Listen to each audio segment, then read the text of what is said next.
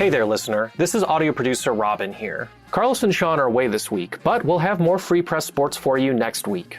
In the meantime, we're re-airing 2 interviews our Lions reporter Dave Birkett recorded at Radio Row in the lead-up to Super Bowl LVIII. First, you'll hear from Executive Director of the Detroit Sports Commission, Dave Beachnau, on what you need to know about the 2024 NFL Draft in Detroit. Later in the pod, former head coach of the Baltimore Ravens, Brian Billick, joins Dave to talk about Dan Campbell and the Lions. We hope you enjoy this.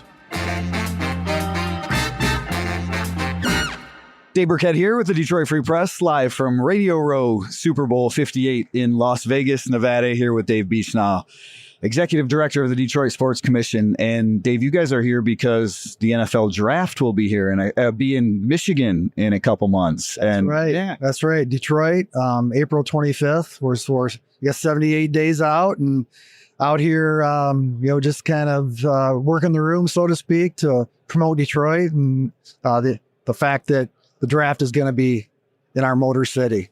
I know a lot of people back home are excited for it. I've been by the table over there. For those who don't know, and I know you guys have talked about this a little bit, but can you explain the setup downtown, what it will look like for everyone, the hundreds of thousands of people that will be down there? Yeah, well, the beauty of the draft is it's unique to each host city, right? So it's not like plopping an event into Ford Field or another stadium. So the actual draft theater will be built out around the Campus Martius Park area, and it will flow down Woodward Avenue to Hart Plaza, which is where the NFL draft experience will be. So it's a very expansive footprint, and we're excited about the opportunity of really showcasing our city to a worldwide audience, not only those in person, but the 60 million eyeballs that will be on Detroit over the course of 3 days. It's been a long time in the making, too. I remember talking to Rod Wood. I think it was 2017, maybe when maybe Detroit first started bidding or talking about bidding on this. So the process to finally land one, how important was that for you guys and for the city? It was very important. Many times you have to go through the process once or twice before you're fortunate enough to be awarded. And it's that way with any event. It's a competitive environment that we work in, and we're privileged to have the opportunity because not many cities can, host, a tentpole event like the NFL Draft.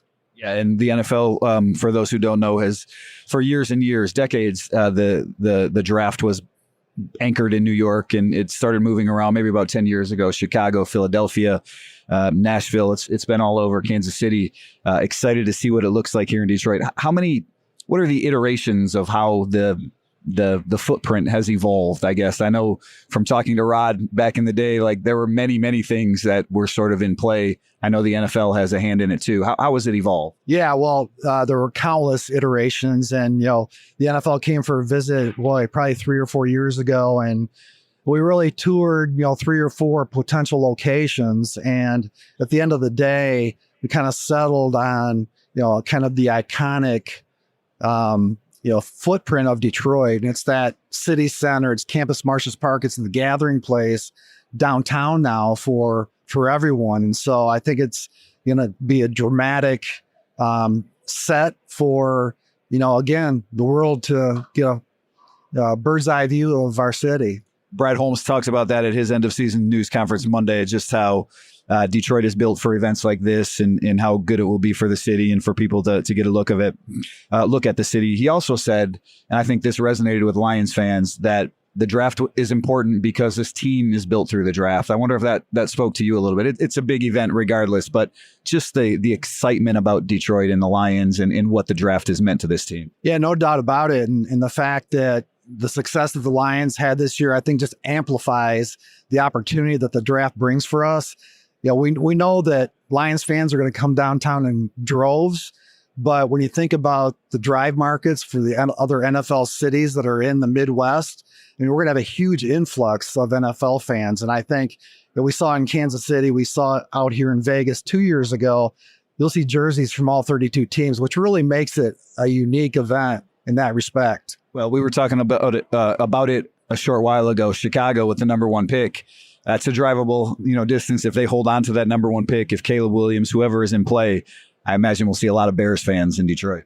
Absolutely. And they show out for games too, but there's no question about it. And, I think the the fun thing about this year's draft is the Lions are going to be drafting late, more than likely. So people are going to hang around, and it's going to be a great Thursday evening, very electric. A lot of activities taking place in and around the downtown core.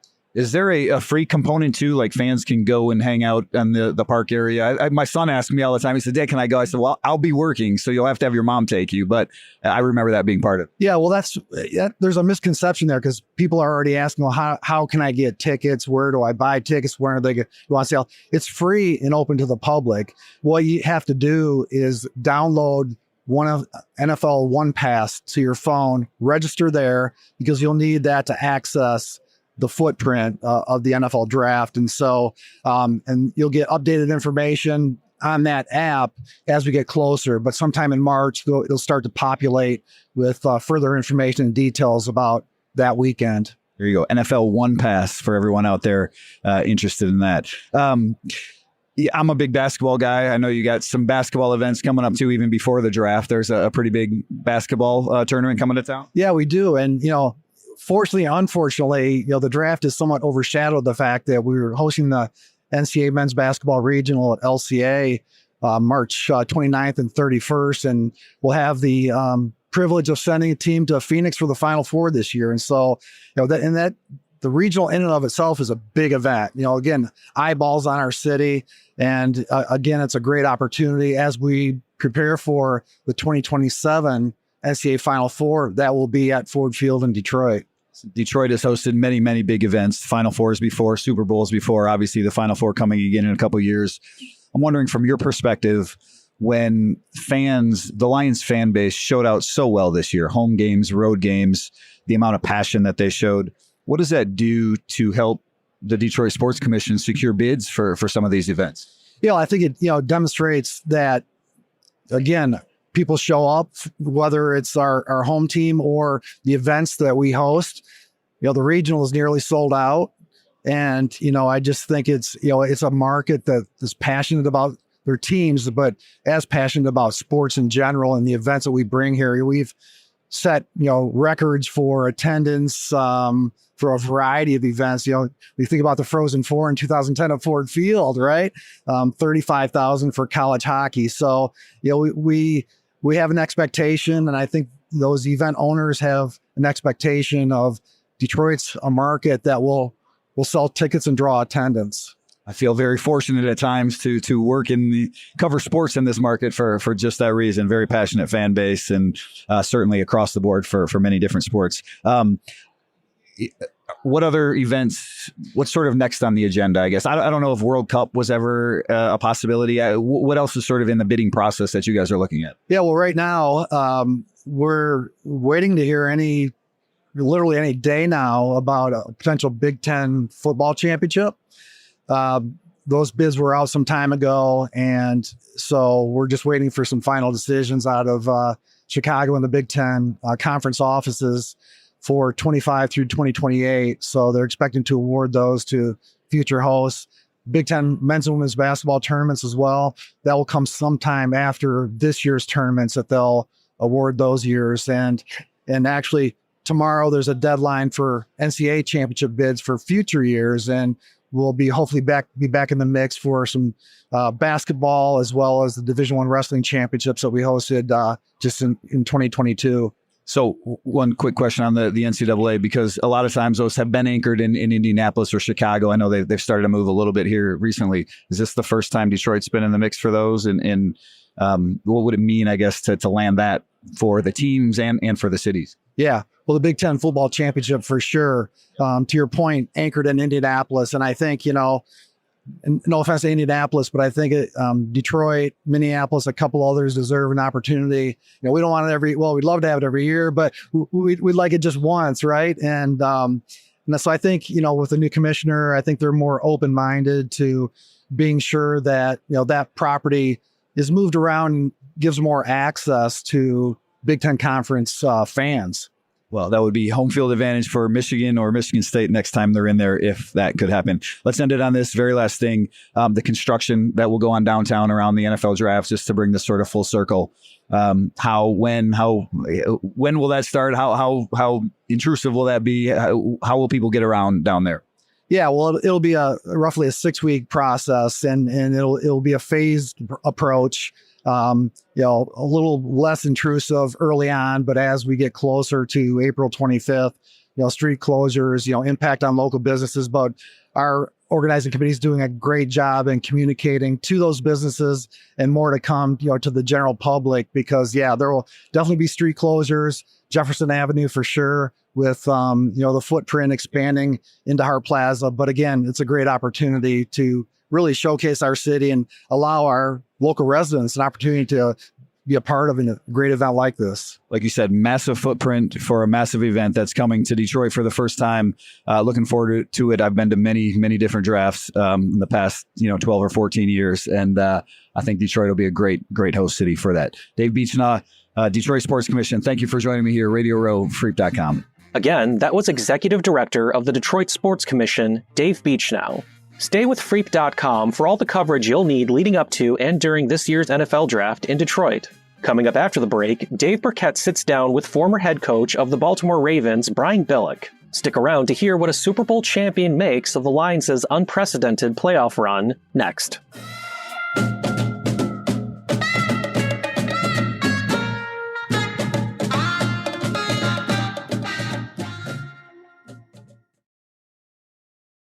Dave Birkett here, Radio Row Super Bowl 58 with Super Bowl winning head coach Brian Billick from the Baltimore Ravens.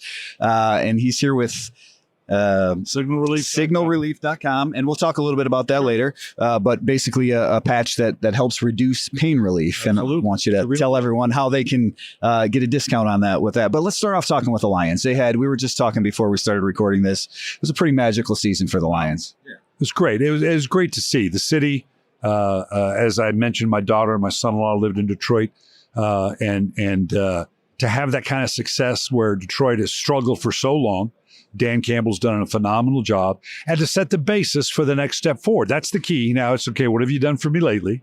But obviously, Jared Goff, what they were able to do to establish that winning tradition. Now they have a reference point. They'll make whatever additional things they need to do to the club to take that next step and, help with the secondary and do some of the other things they need to do. And they're going to be a factor next year. I just asked Bill Cowher this. As a former NFL coach, very successful coach, what do you like most about Dan Campbell, the way he's galvanized that team, what he's done as Lions? Well, he's done what you have to do when you come in. Every coach that takes the job comes in and says, well, I got to change the culture. And do you really? Well, clearly there you did. And he had to start from ground zero. And he stuck to his guns. Tough going early, but he stayed with it. He stayed with the mentality. He kept the organization on point in terms of what we need to be, what we want to do. And they supported that, and the players have come around to it. So he has changed the culture. He's got them, on the precipice, but now's the next step. You got to take the next step. When you watch teams, can you tell if players are buying fully into their coaches, their system? Sure. You can tell by just the attitude they play with, the energy level. You can tell whether they're buying into the coach and just the body language and the way they carry themselves. Certainly when you're winning, that's a lot easier. The challenge is when you hit the rough spots, how do they carry themselves? Do they stick with you? Do they blink? Do you have the courage of their conviction? And they did. And they stuck with it and got over some bumps and bruises, some bumps in the road. But and then, like I said, now's the next challenge where we'll really test the culture is, can you take that next step? Here with Brian Billick, signalrelief.com. We'll get to that in one second. About the Lions and that next step. From your experience, what was the key? What was the key to taking that next step? How does one team go from being just on the cusp to getting to the Super Bowl? Well, it begins with the quarterback, and they wrap the right elements around the quarterback, and they believed in it. Defensively, they had a certain toughness about them. They need to improve in a couple other areas to allow them to do a little bit more against the top teams. The way they came out and ran the ball against the 49ers was impressive. And it bode well for the future to have that kind of physicality. And now it's just, when I say the next step, it really is just adding the right players and then maintaining that same discipline, because you start next year, you got to start all over. That's the difficult thing. It's like a marriage. You're never there. You can never stop saying I love you. It's all the time, right? So now they got to continue redevelop and reestablish that personality and the relationship between the players, which is a constant 24/7 job, and then influx the new players and keep that same mentality. I think that's maybe harder than people on the outside realize, because you went 12-4, you made the Super Bowl. Take a little step back the next year, right? When you won 13 games, I think a couple years later, take a step back. Exactly right, which is going to happen because you're gonna go up in the caliber of the teams you play because of the way the schedule is structured and the expectations. And the challenge with the players is now it's okay. Now we just got to get to the playoffs and show that we can do that. Well, no, you got to get through a full season. You can't just dismiss that. Assume that you have that. So you got to, again, first day of training camp, you literally got to start at square one and reestablish that same commitment to what you're doing. Fortunes change, injuries change, luck, everything changes. One thing that won't for the Lions is they're bringing both coordinators back. Ben Johnson. That's huge. That continuity that you can carry on, and that means that you get to start from day one from where you left off in terms of, and that's the great thing as a coach. They now bring back whatever majority of the team they bring back.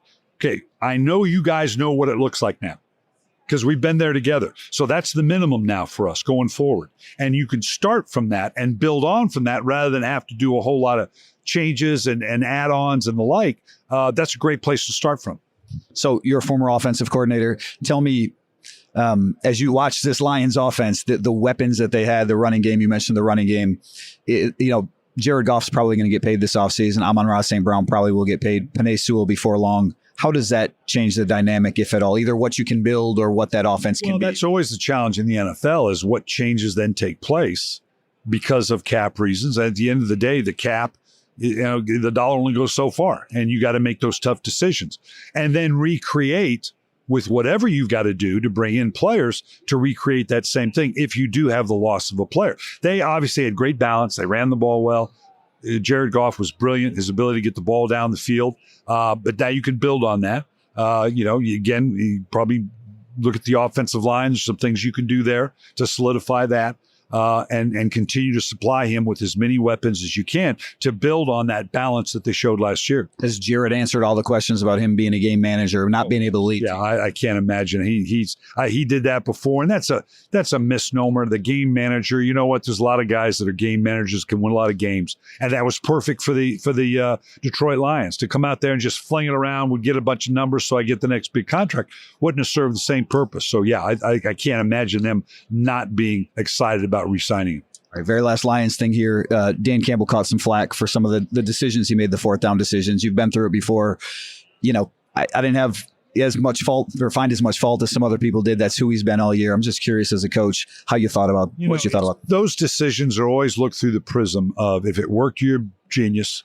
If it didn't, you're the village idiot. Same guy making the same decisions. It's what he's done all year. If he'd, on the particular fourth down call, everybody's questioning, if they'd have gotten that, if they'd have sustained that and scored, it would have been the most brilliant coaching move of the year.